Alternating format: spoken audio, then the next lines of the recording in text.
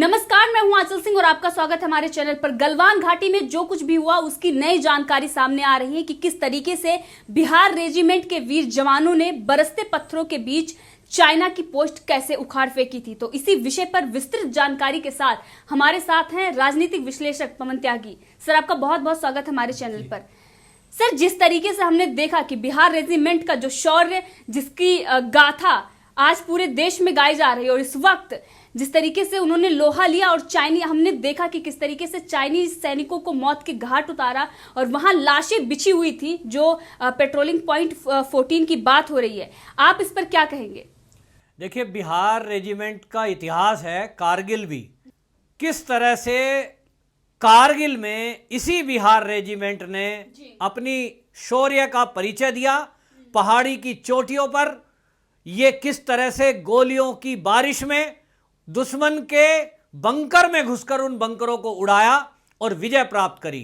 यही बिहार रेजिमेंट है जिनका एक बार फिर शौर्य का ये हमारे सामने परिचय आया है कि किस तरह से गलवान घाटी में जब चाइनीज सैनिक छुप करके बैठे थे, उन्होंने हमारे भारतीय सीमा में घुसने की कोशिश की।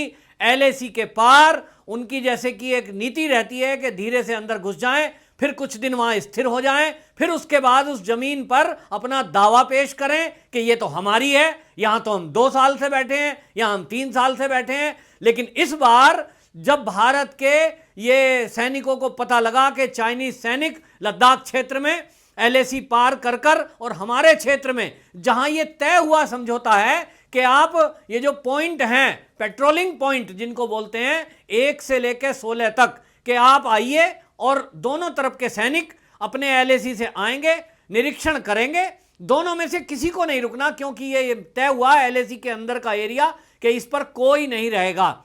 आप अपने कैंप में वापस जाएंगे, इंडियन आर्मी अपने कैंप में वापस आएगी, लेकिन वहां पेट्रोलिंग के लिए लगातार आ जा सकते हैं। और ये तय हुआ था, इसी को चीन ने बड़े धोखे के साथ इस जो समझौता था उसको उल्लंघन कर दिया। और उन्होंने क्या किया कि ये जो सारे पेट्रोलिंग पॉइंट हैं, इन पर अपना स्थायी कब्जा करने की नीयत से वहां टेंट लगा दिए। जब ये टेंट लगे तो ये तनाव बहुत पहले से चल रहा था, लेकिन यहां पर जो कमांडिंग लेवल के अफसर थे, जो बाद में वीर गति को प्राप्त हुए, इनकी देखरेख में पूरी एक जो कमांडर लेवल होता है, उनके देखरेख में पूरा वहां ये चौकी को देख रहे थे। तो जो हमारे हैं कर्नल बाबू, ये थे, इनके कमांड में कुछ सैनिक थे, और ये इस पेट्रोलिंग पॉइंट 14 जो था, इस तक जाकर पेट्रोलिंग करके जब वापस आने की बात हुई तो इन्होंने ये तय हुआ था, जैसे कि 15 तारीख की घटना है, 14 तारीख में ही ये निश्चित हुआ था कि आप भी यहां नहीं रुकेंगे, हम भी वापस जा रहे हैं। तो ये दोनों चीन और भारत के सैनिकों में कमांडर लेवल की मीटिंग में तय हुआ था, जिसमें ये कर्नल बाबू खुद थे, क्योंकि ये कमांडर थे इस तरफ से कर्नल बाबू। तो ये यहां से तय करके गए थे। तो रात को 15 तारीख को, अगले दिन माने 14 में समझौता हुआ, 15 जून को ये कर्नल बाबू हैं, इन्होंने एक टुकड़ी भेजी ये देखने के लिए कि देख के आए कि कहीं चीन की जैसी फितरत है कि वो समझौते को भी तोड़ता है और धोखे से ये सारी चीज़ों को, समझौतों को तोड़कर और धोखे से वार करता है। तो उन्होंने कुछ 12-15 लोग भेजे कि जाओ भाई जरा देख के आओ कि वहाँ पे वो हैं या गए। समझौते का पालन तो यही हुआ था, समझौता तो कि आप अपने अपने कैंपों में, एलएसी में वापस जाएंगे क्षेत्र में। चीनी सैनिक कहीं ऐसा तो नहीं है कि वहीं पर रुके हुए हैं। तो लगभग 15 सैनिकों की एक टोली ये गई और जाकर के वहां देखने के, ये शाम 5 बजे की घटना है। तो 5 बजे की जब ये घटना है, लगभग 8 किलोमीटर की दूरी है, तो पैदल रास्ता पार करना है, थोड़ा समय लगेगा। लेकिन जब वो देखने गए और उन्होंने देखा कि ये जो पेट्रोलिंग पॉइंट 14 है, जैसा कि यहां कर्नल बाबू की देखरेख में ये तय हुआ था कि कोई सैनिक यहां नहीं रुकेगा, लेकिन वो देखते क्या है कि चीन के सैनिक वहां टेंट गाड़े बैठे हैं। तो ये जो पेट्रोलिंग करने के लिए हमारे भारतीय सैनिक गए, उन्होंने उस पर ऑब्जेक्शन जताया कि भाई तय तो ये हुआ था कल कि आप जो है यहाँ कोई भी नहीं रुकेगा, आपने टेंट कैसे लगाया? तो इन लोगों ने टेंट उखाड़कर और उनके फेंकने की कोशिश की। इसी में वहां झड़प हुई, लेकिन उस झड़प में ही कुछ हमारे भारतीय सैनिकों को उन्होंने घायल कर दिया। ये जब घायल हो गए तो इनमें से एक घायल सैनिक हमारा बेस कैंप में आया ये खबर देने के लिए कि सर ये यहाँ जो है बहुत सारे सैनिक बैठे हैं और उन्होंने टेंट भी लगा दिया है। जैसा कि आपके देख रेख में कल एक समझौता चीन के कमांडर से हुआ था कि यहाँ कोई नहीं रुकेगा, तो उन्होंने तो टेंट लगा दिया है।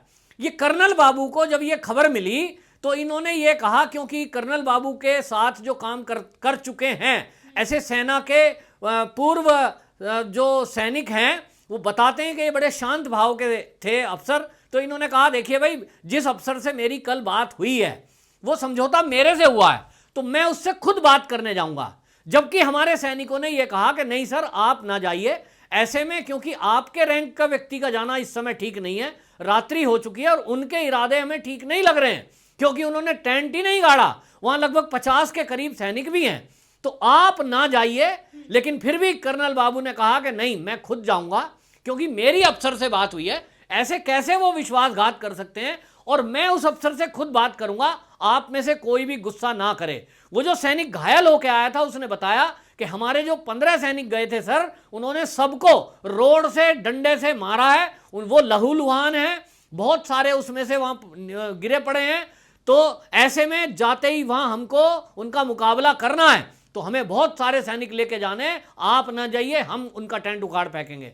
लेकिन ये कर्नल बाबू ने कहा नहीं भाई, मेरी जिम्मेदारी बनती है, आप शांत रहिए, आप में से कोई भी हमला नहीं करेगा, मैं बातचीत करने के लिए जा रहा हूं। तो लगभग 50 लोगों की टुकड़ी लेकर ये वहां निकले, और जिसमें बिहार रेजिमेंट के लोग थे। तो इन्होंने जब ये गए हैं बातचीत करने के लिए, तब तक क्योंकि आप समझिए थोड़ा सा अंधेरा हो गया, क्योंकि वहां से वो सूचना देने आए, वो जो वहां घटना हुई उसके बाद से। तो ये क्या देखते हैं कि वहां छुप कर के लगभग 350 सैनिक उनके बैठ गए, और जैसा कि वो पहाड़ी एरिया है, जब ये नदी के किनारे किनारे मूव कर रहे थे, गलवान नदी के किनारे, तो वहां पे ये सीओ संतोष बाबू और हवलदार पलानी, ये 2 लोग अपनी टोली को लीड कर रहे थे।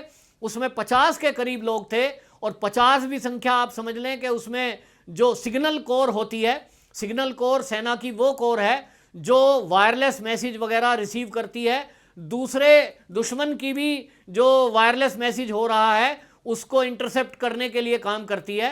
तो ऐसा सिग्नल कोर के लोग भी इसमें शामिल थे, वो भी शामिल हुए, इन्फेंट्री के लोग भी थे, तो ये सब शामिल हुए। कुल मिलाकर के लगभग 50 के करीब संख्या थी। लेकिन जब ये नदी के किनारे किनारे उस पॉइंट की तरफ जा रहे थे, पहले से ही घात लगाए हुए चीन के सैनिक, जिनकी संख्या लगभग 350 थी, उन्होंने ऊपर पहाड़ी से इनके ऊपर पथराव करना शुरू कर दिया। उनमें से एक भारी पत्थर ये जो है संतोष बाबू के सर पे लगा, उसके लगने के बाद ये नदी में गिर गए, जिसके कारण वो जो 50 हमारे सैनिक थे उन सबको गुस्सा आया कि हमारा जो ये कमांडर है, सीओ हैं, ये सीओ सर को इन्होंने घायल कर दिया है। इसके बाद आप समझिए सारे 50 के 50 लोग आक्रोशित हो गए, क्योंकि सेना में कमांडर को बिल्कुल ऐसा माना जाता है जैसे हमारे माँ बाप की इज्जत हम करते हैं। तो परिवार में अगर किसी आंखों के सामने उसके माता पिता को कोई चोट पहुंचाएगा, तब बच्चा छोटा हो या बड़ा कोई नहीं रुकता। और इसीलिए जो इन्फेंट्री के लोग हैं, चाहे वो सिग्नल कोर के लोग हैं, आप समझिए सिग्नल कोर के लोग ये टेक्निकल लोग होते हैं, ये लड़ाई के लिए नहीं जाते हैं। लेकिन इन सबको गुस्सा आया और इन्होंने तय किया कि अब हम एक भी चीनी वाले को नहीं छोड़ेंगे, चीनी सैनिक को। उसके बाद भी ऊपर से पथराव होता रहा, इन 50 के ऊपर चीनी सैनिक लगातार पथराव करते रहे ऊपर से। लेकिन उन पत्थरों को खाते हुए, ये क्योंकि अंधेरा हो चुका था, अंधेरे में कौन सा पत्थर कहां से आ रहा है नहीं पता, उन पत्थरों को खाते हुए ये चोटी तक गए, वहां चीनी सैनिकों को मारा और उनकी गर्दनें मरोड़ दी, कईयों की रीढ़ की हड्डी तोड़ दी। सोचो कैसे तोड़ी होगी रीढ़ की हड्डी तोड़ना, गर्दन तोड़ना, इसका मतलब शरीर में ताकत, जज्बा, सर पे पत्थर लग रहे हैं, बड़े बड़े घायल हो रहे हैं। और वो जो चीनी सैनिक थे, हमारे भारतीय सैनिकों के पास तो जो ट्रीटी थी, समझौता था, उसके तहत हथियार नहीं चलाना है। हथियार होने के बावजूद भी उन्होंने हथियार नहीं चलाए। ये हमारे एक और धैर्य और शौर्य का प्रतीक है। नहीं तो राइफल साथ में होती है तो गोली भी चला सकते थे, लेकिन हमारे सैनिकों का एक चरित्र है, और वो चरित्र यह है कि जब भी कभी सरकार से कोई समझौता हुआ है सरकार से या कमांडर से, जब तक उनको अपने वरिष्ठ अधिकारी से कोई आदेश मिलेगा, गाइडलाइन जो मिलेगी, वो उसी का पालन करते हैं, उसका उल्लंघन नहीं करते, चाहे विपरीत परिस्थिति क्यों ना हो जाए।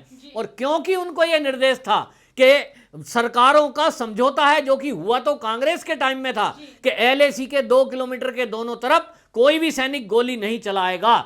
वो कांग्रेसी हुए समझौते की वजह से ये सैनिक हमारे बंधे हुए थे कि वो गोली नहीं चला रहे थे, जबकि उनके ऊपर पथराव हो रहा था, जबकि उनके सैनिक के जो अफसर थे वो घायल हो चुके थे, जबकि उनके ऊपर रोड से और लाठी और डंडों से, कांटेदार झाड़ियों डंडों से प्रहार हो रहा था। लेकिन कांग्रेस के द्वारा किए गए समझौतों की वजह से वो उनकी बंदूकें शांत थी। उन्होंने तय किया कि हम लाठी का मुकाबला घूंसों से करेंगे, हाथों से करेंगे, और उन्होंने किया।